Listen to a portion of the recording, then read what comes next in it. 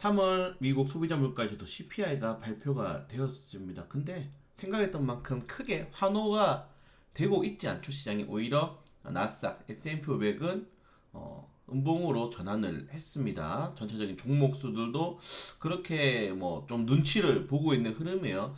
굉장히 간단하게 말씀드리면은 CPI가 작게 나왔다고 해서 이 안에 있는 우리가 흔히 말하는 정말 경제에 중요한 우리가 기대할 수 있을 만한 지표들이 크게 조정이 나오지 않았습니다.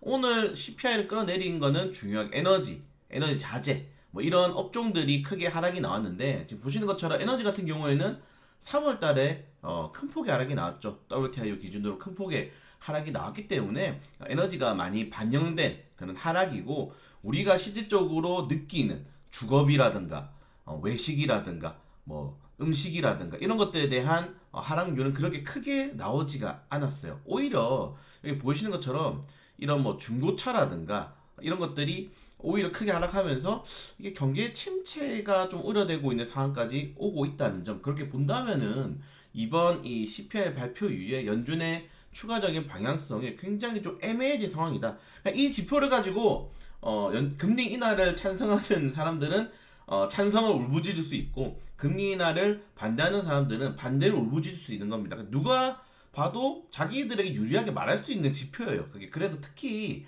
뭐 별다르게 이번 지표가 조금 뭐 특별하지 않다? 좀 말씀을 드리고 싶고 오히려 저는 이번에 사실은 사우디가 감산했지 않습니까? 네, 그래서 지금 내렸던 이런 지표들이 결국에는 끌어내렸던 이 에너지 지표들이 다시 오를 거란 말이에요. 감산했기 때문에 다시 오를 거기 때문에 유가의 추가적인 탄력. 지금 골드만삭스라든가 JP모건에서 올해 유가 100달러 간다. 그러면은 여기에 나왔던 지금 2022년도 말부터 2023년도까지 거의 지금 84불을 하회하고 있는데 만약에 올라가 버렸어요. 그럼 CPI가 다시 오르겠죠. 얘들이 양전을 하게 된다면은. 네, 그렇기 때문에 미래에는 지금 이게 CPI가 아마 오를 겁니다. 4월 달에는 오를 확률이 굉장히 높아요. 근데 지금 이런 3월 달 CPI가 단기적으로 에너지 때문에 떨어졌다고 해서 미국이 환호하면서 금리 인하를 하느냐, 그 정도의 지표는 아니라는 거죠. 그렇기 때문에 지금 시장이 환호하지 못하고 있고 패드워치에 대한 이런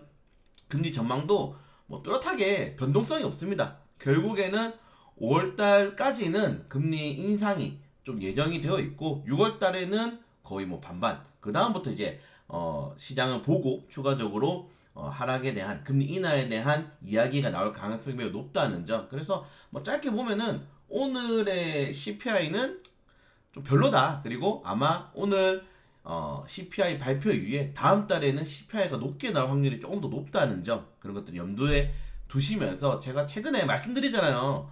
환호 이후에는 그 환호에 대한 시장의 충격이 대비해야 되는데 우리가 솔직히 1분기 그리고 3월 달까지 너무 좋았잖아요. 시장은 안 좋았지만 종목 선정을 잘했죠. 근데 거기에 대한 충격이 이번 에코프로부터 시작되는 약간의 균열이 결국 시장에서는 가혹한 그런 좀 결말이 나올 수 있다는 점 유의하셔야 됩니다. 그래서 비교 조절 좀 잘하시면 될 것 같고 추가적인 이슈 나오면은 계속적으로 올려드릴 수 있도록 하겠습니다.